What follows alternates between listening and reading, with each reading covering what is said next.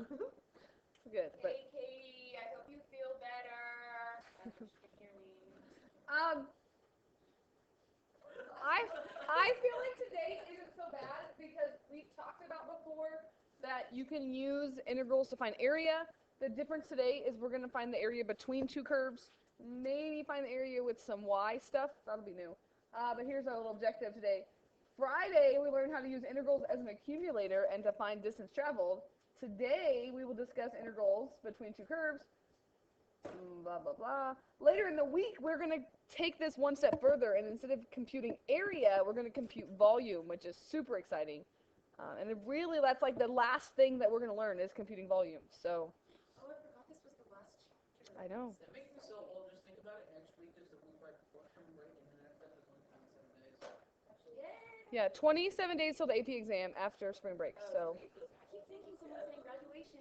Nope. a little more than Just that. do me like A that. little bit more. I think graduation's only like 2 weeks after that. I can't believe I tried to tell my dad in calculus that Should we still see never this? got past like K grade. And Yeah. it's like it's just finding the area under a curve. That's all we've done this entire year. This semester, last semester, we found, derivatives and, we did other stuff. We did stuff that was actually cool. This step is important too. Like this chapter is when the integral part I feel like comes all together, and you can see why integrals are important. You don't have to sketch this exact curve, but just draw like an f function on top and a g function on the bottom, and bound it between a and b. Shade in the region in between.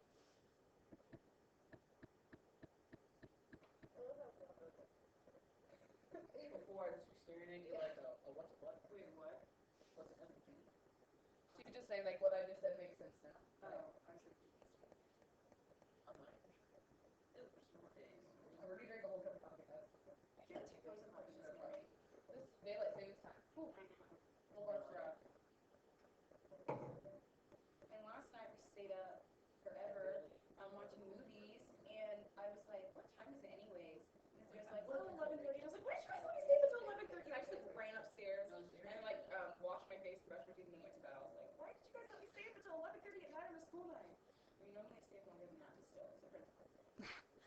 If you wanted to find the area of this green region here, it should make sense to you for me to say that we need to take the area of F and subtract the area under G, right? Because if we found the area under F, that would be this whole thing down to the x-axis. But if we subtract out the area under G, then it would give us just that region up there. And we've kind of done this before, but it was always like the one on that first AP test, it was like a rectangle. So you like took the area under the curve and subtracted the rectangle. And use some geometric shape. But now, because we have integration, to find the area under F, isn't that just the integral of F? To find the area under G, that's just the integral of G. So if you want to find the area between two curves, all you have to do is integrate F from A to B and subtract integrating G from A to B. And that will give you the area between two curves.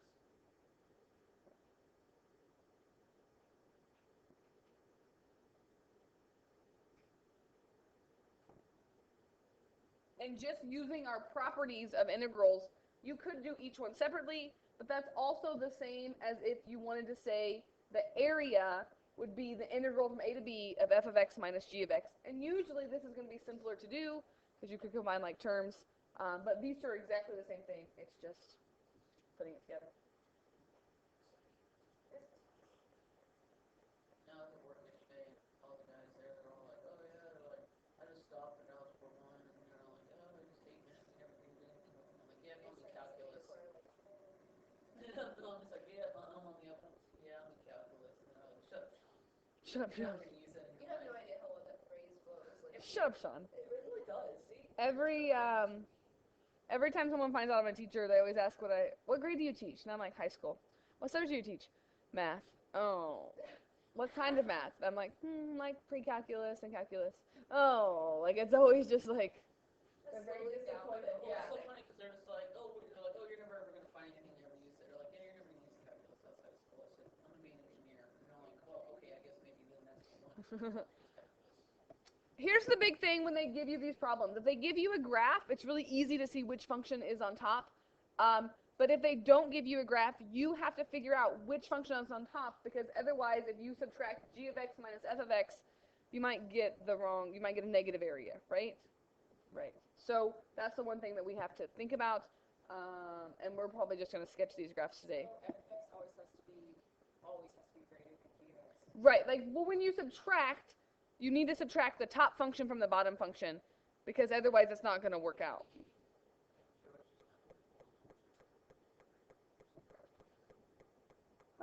Yeah, maybe. Well, there it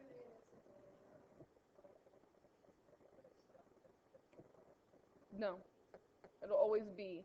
Yeah, and I can show you a way to do this without graphing, and then I can show you, like, if the functions are pretty easy, it's not bad to graph.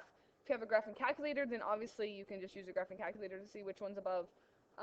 But just make sure that you're subtracting f of x minus g of x, or the top function minus the bottom function is what we want to think about. So let's see if we can do one. Well, no, it just depends. Some would be with. Like, I feel like this one, you should be able to sketch a graph of this and see what's happening here. It says find the area of the region bounded by f of x equals x squared plus 5, g of x equals negative 5x minus 6, x equals 1, x equals 2. Analytically means they don't want you typing that in your calculator, is what analytically means.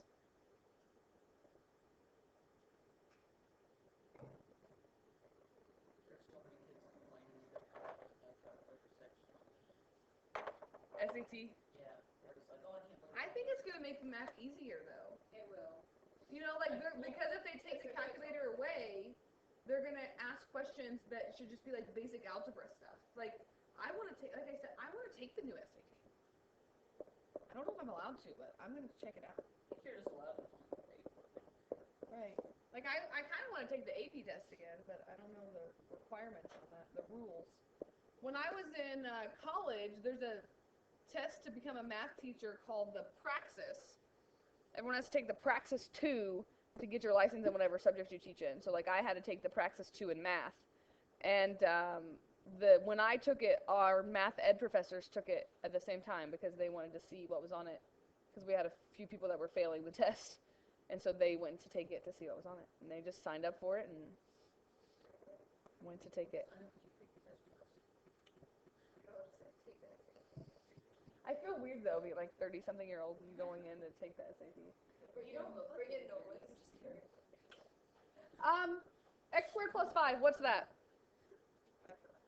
A parabola, a 5, right? So we could sketch this whole thing, or you could just sketch it between 1 and 2, but let's just, oh, why did I make such a giant? That's what I was wondering, because I made a big too. This is ridiculous. I'm going back. I don't need this many points, right? Wow.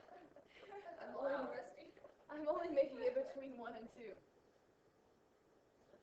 I made a mess one thing. Well, that's right, you should use pencil.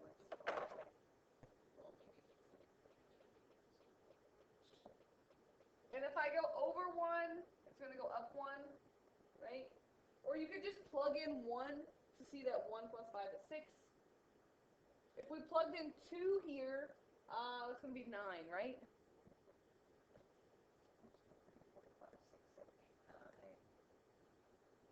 Which means it's going to sort of look like this. Sort of.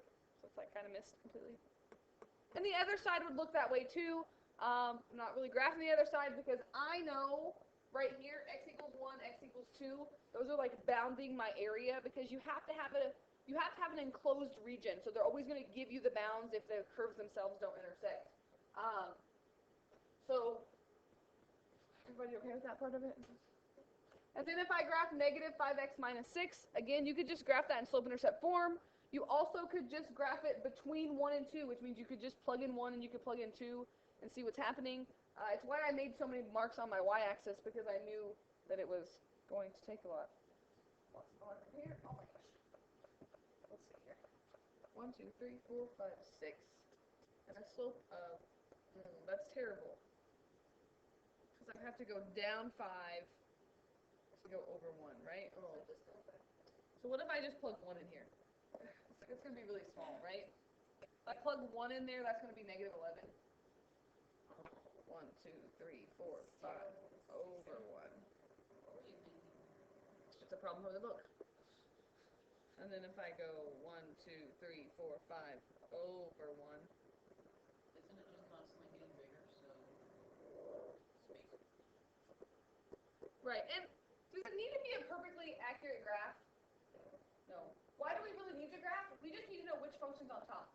know which function's on top without graphing that all the way. And so it's not required that you graph all these. I just want you to see the visual to go with this on the notes at least. So just know, like on your homework, once you realize, oh my gosh, this line's way down here, it's not required that you make that giant graph on your paper. But I could say that this is bounded from x equals 1 to x equals 2, which means the area that I'm finding is that area right there.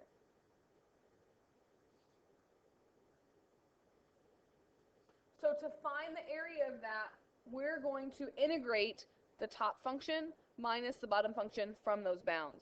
So again, as long as you realized, like probably you could have figured that out without even graphing it. That's a parabola that's up at 5.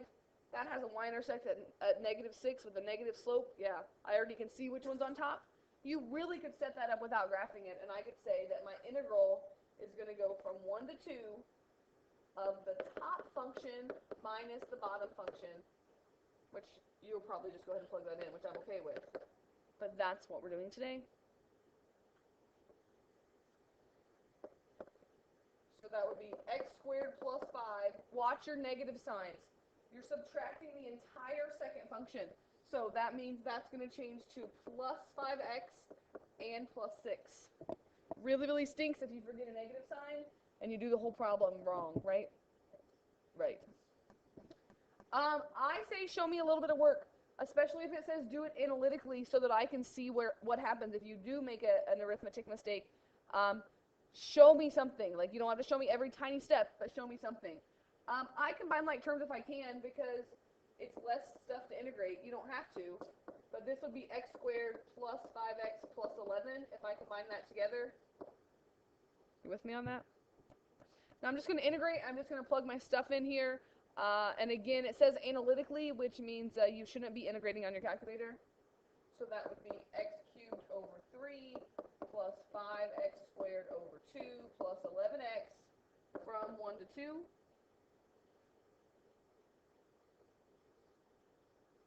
And again, it's okay to use your calculator a little bit on this, but show me something so I can see. Like I always say, at least show me plugging in the numbers, so then from there I can see maybe what happened. I tend to show a little bit more work because I try to do this on a calculator. This would be what? 8/3 plus 5 times 4 would be 20 over 2, which is just 10, plus 22, minus, and remember you're subtracting everything. So I like to put a minus in a parenthesis, but if you don't like that, remember to subtract everything as you go through here. That would just be 1/3 plus 5/2 plus 11. That's okay amount of work, and then if you want to type it in your calculator, you can. If for some reason this was on a no calculator part of an AP test, remember that you could leave your answer like that. There's no expectation that you would compute that on a free response. On a multiple choice, it wouldn't be that ugly to compute without a calculator. And I'm just going to tell you what I got. This is where it's good to practice. We haven't done this in a while on our calculators, but in the back of the book, like they always give their answer as a fraction, like a improper fraction. And remember that if you type this on your calculator, it's going to give you a decimal. Do you remember how to get a fraction on your calculators? Math 1. So give it to me as a fraction, and you can check everyone. I got 125 over 6 as my answer.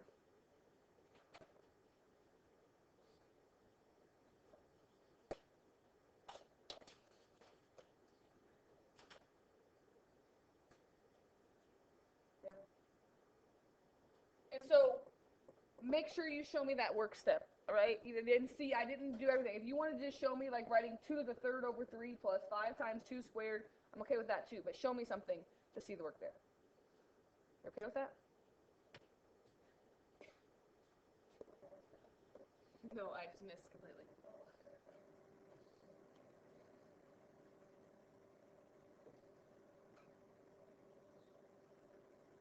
Notice on this one, the directions say find the area of the region enclosed by the parabola y equals x squared minus 1 and y equals x plus 1.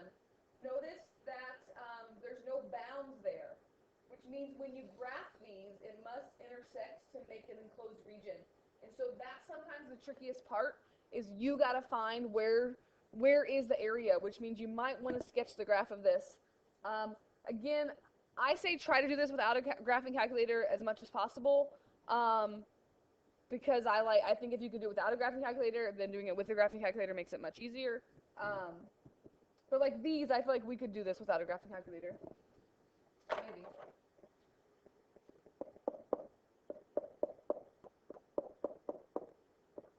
Now, if they gave you some weird crazy function, that's how you know in the homework. If they gave you like an e or a crazy sine function, you know, that's when you would be like, oh, I bet I can use a calculator on this one because it's not just a parabola in a straight line. And again, if you don't know what the graphs look like, you can always make an xy chart, but x squared minus 1 is just a parabola starting down at -1. And if I go over 1, I go up 1. If I go over 2, I go up 1, 2, 3, 4.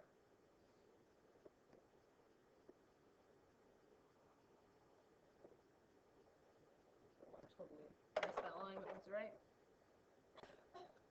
And that has a y-intercept of 1 and a slope of up 1, over 1, down 1, back 1. I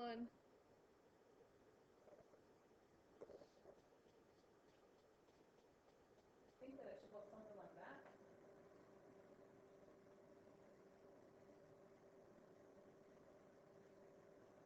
Which means on this graph, it's pretty easy to see where they cross. If for some reason you couldn't figure out where they crossed at, you can use algebra to see where they cross, right? Like if I wanted to know where these two intersect, do you agree that you could just set this equal to this and solve that equation? That's how you do it algebraically. So there's no need to do that in this one, but you could say x squared minus 1 equals x plus 1. And when you subtract x over, you subtract 1 over. You can factor that, and you would get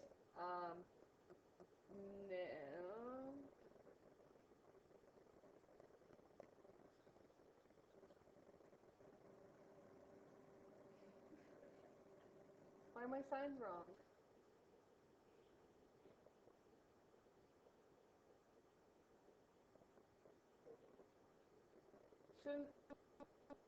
Shouldn't it be -1 and +2?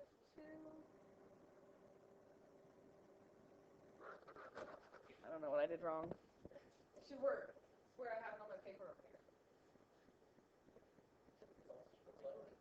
Oh no, like I'm just an idiot. It's -2, +1. So when you solve it, you get 2 and -1. Sorry, I was like, I said -2 and +1, but because when you solve it, I was having a moment of feeling like I had the math wrong.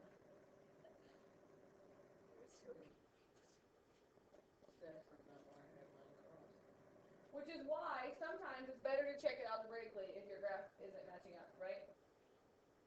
And sometimes they might not cross a nice point, which is where your calculator comes handy because you can use the intersect button, and we'll do that in a minute. So you got to find your bounds. So that would be from -1 to 2. You also need to know which function is the top function, which in this case would be the blue one, right? Which would be x plus 1. Mm-hmm.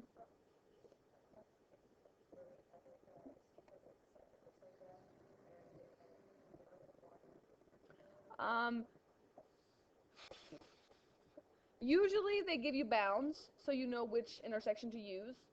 Every now and again, they might have you do they'll still give you bounds, because otherwise it would just keep going forever, right? But sometimes they might give you bounds and one might be negative and one might be positive or something, which means it's going to end up canceling the other out. But because if you look at this, do you agree that like if this is your area, isn't this the top function minus the bottom function? You with me on that? Which is where the graph, the visual's kind of nice sometimes to see. And again, watch your negative. So when I do this, I'm going to get x plus 1 minus x squared, and that's going to change to plus 1.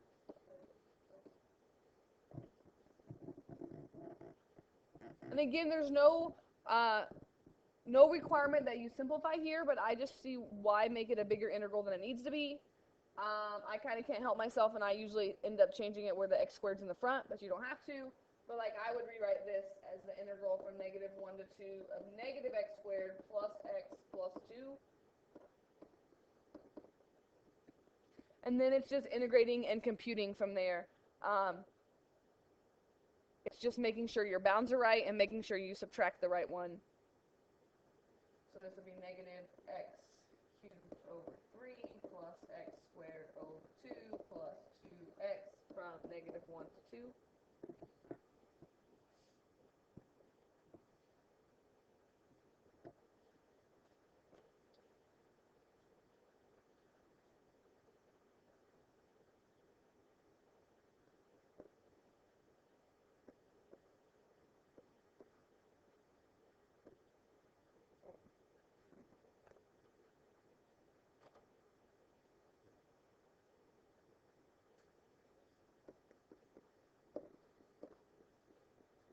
There's a whole lot of negatives going on, and so again, that's why I can't stress enough to show me some work, because it's really easy to miss a negative and then you say my answer doesn't match the back of the book, and then you want me to help you where you went wrong. I need to see some work there. I think that this is correct here. Again, I tend to always put the minus out front and put parentheses so that I don't have to think about plugging in a negative and distributing a negative at the same time, but I still almost missed this one because -1 cubed is negative and the negative made it positive.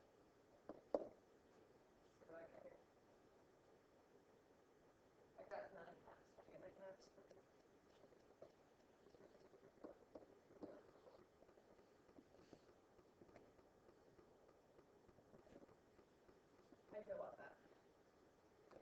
Not so bad, right? So, how can we make it more exciting?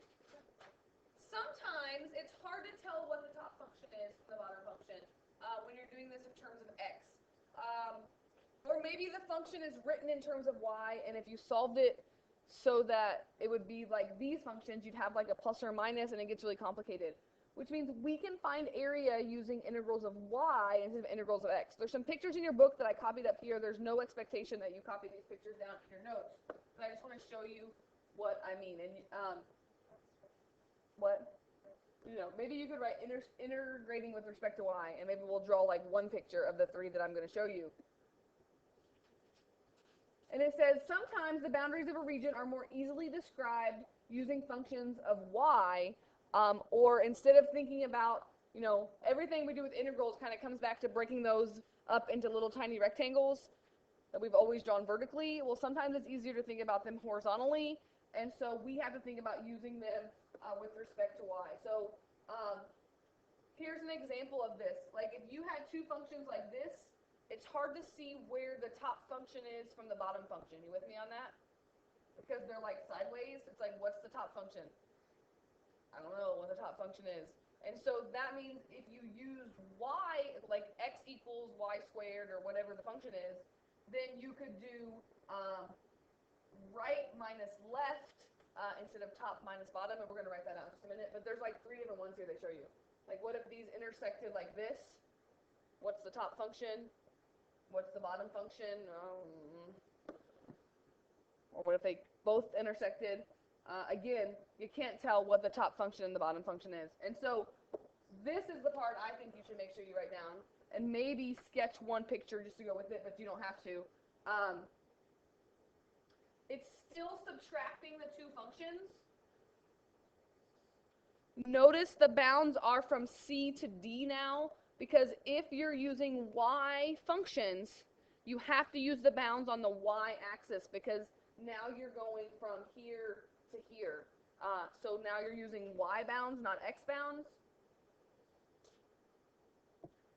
And instead of subtracting, like I always think of with area, you take the top function minus the bottom function.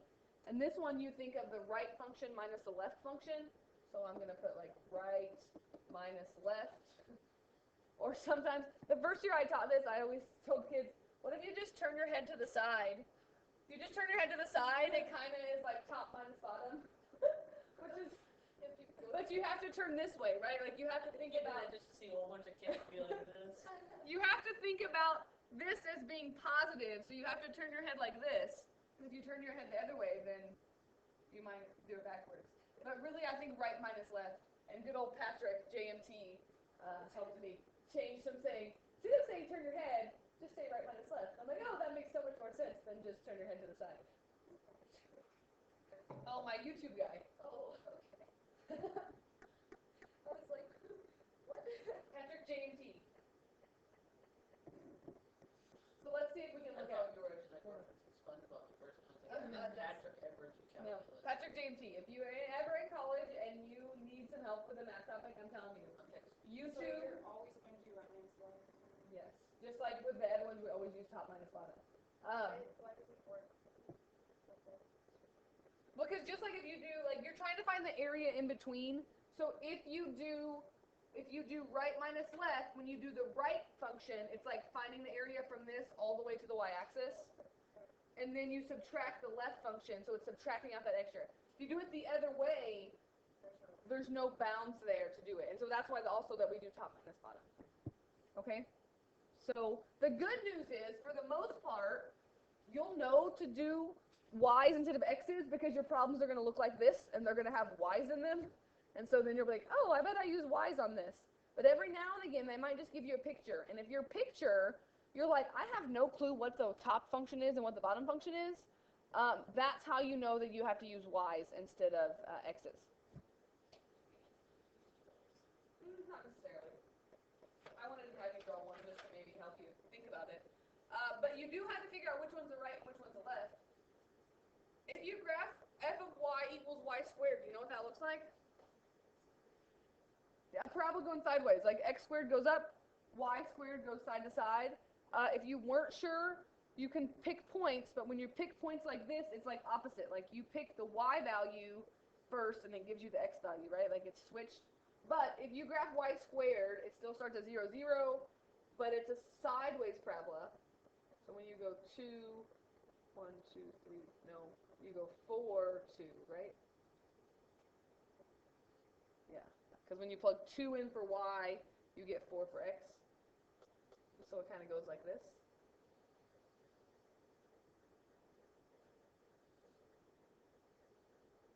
When you're graphing this is like the equation x equals y plus 2. You can't just do slope-intercept form because that's not slope-intercept form. So you have two options. One option is you can just make an xy chart where you pick y values and you get the x values. The other option would be, could you put this in slope-intercept form pretty easily and graph it in slope-intercept form? I don't care which way you do it, as long as you know what's happening with that and which way it's going, like whether it's going to be over here or over here. I'm guessing it's going to be over here because otherwise we're not going to have an enclosed area. Right? So I like to put them in slope-intercept form. So like I would say that's the same as saying y equals x minus 2, right? That's the same as x equals y plus 2. Yes? No? Maybe?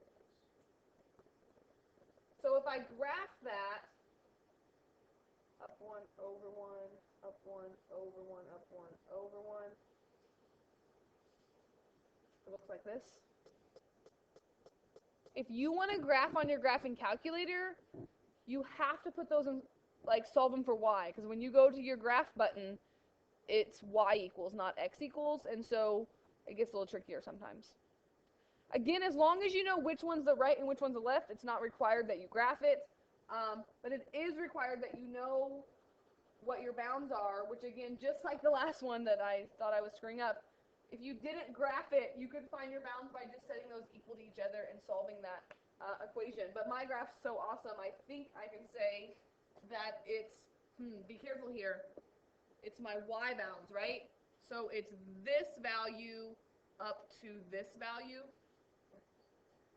Because when you're subtracting from the y-axis now, in terms of y, so what would that be? Negative 1 to 2, is that right?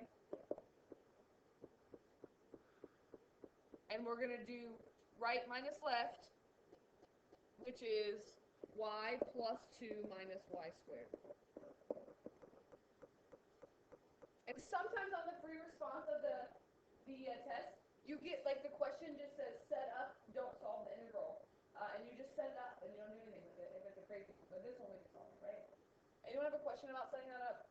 There's a couple on your homework tonight with the y's. And I'm sure that we might look at them tomorrow because those might be the trickiest. Integrating is the same. It's what we just change it to y's, but now it's exactly the same. We're going to say y squared over 2 plus 2y minus y cubed over 3 from negative 1 to 2. Most common mistake?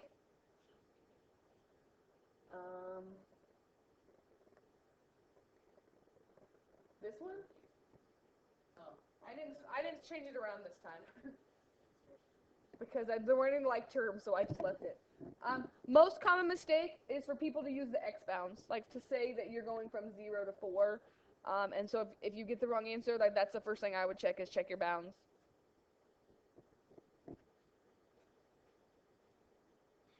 Over 2 plus 4 minus 8/3 minus 1/2 minus 2 plus 1/3.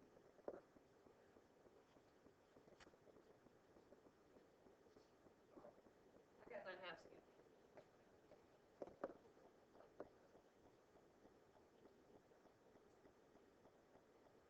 And so that's the kind of a new idea, is that we can do stuff to the y-axis just like we can with the x-axis.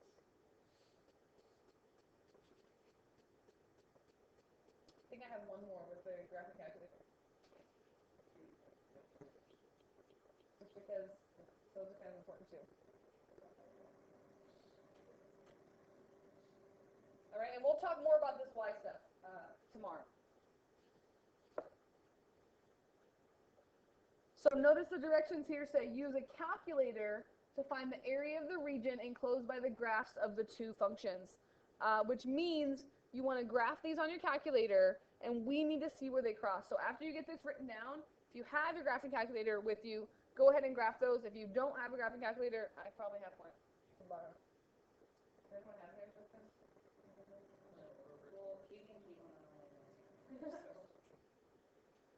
We're definitely going to start using the graphing calculators a lot now. So I'm just going to graph mine on here because my computer is always really slow. And then we'll see if we need help.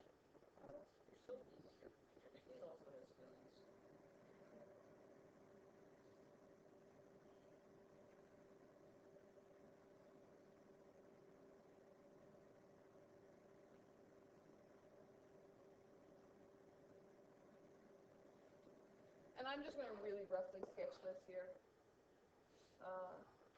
And we should know what 2 cosine of x looks like. It's just normal cosine except for it's up at 2.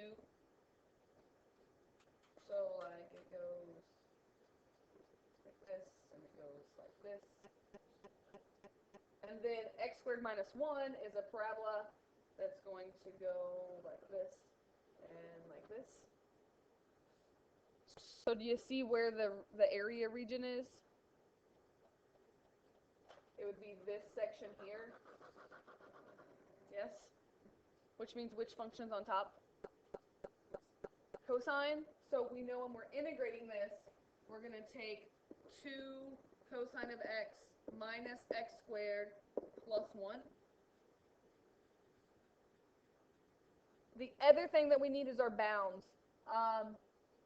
Going to be kind of hard to solve this one algebraically of where does x squared minus 1 equal 2 cosine of x. Could be a nice number, maybe not.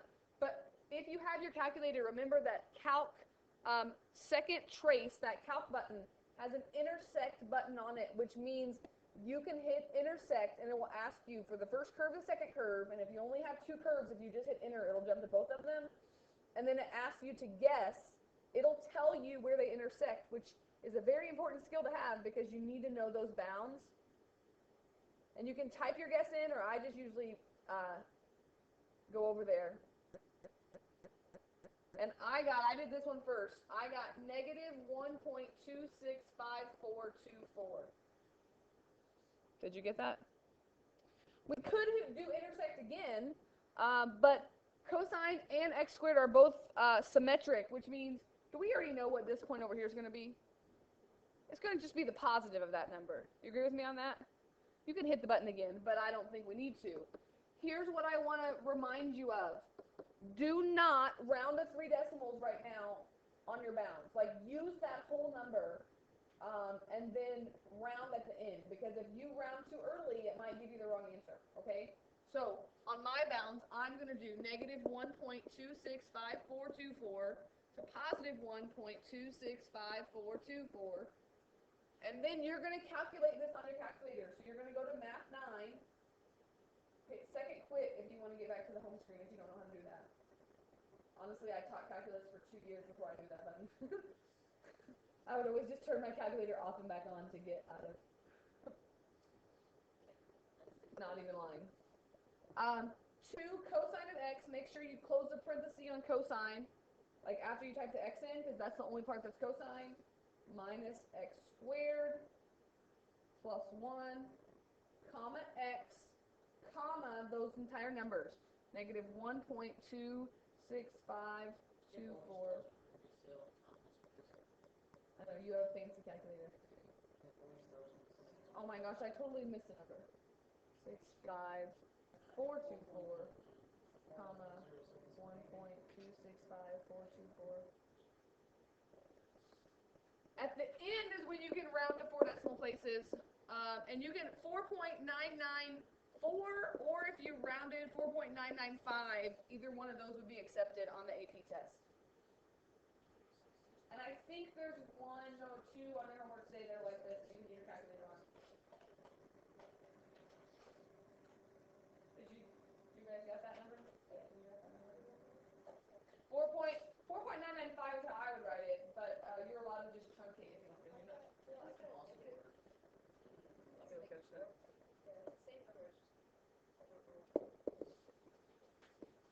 Here's your homework. It's 7-2 day 1. I believe 3 through 6 give you the graph so you can actually see it. Oh, you know what? You did your bound backwards. You did the positive bound first, like you have to do A to B. Does that make sense? So that's why. That's what usually happens when, like you'll learn very quickly if you mix your bounds up or if you mix your curves up, you'll get the opposite of the answer. And so people are like, oh, I just want to switch my bounds, and then they just change their answer. But that's fine. So notice it's not that many problems. 3 through 6, 10, 15, 16, and 52. And then we'll do more this tomorrow.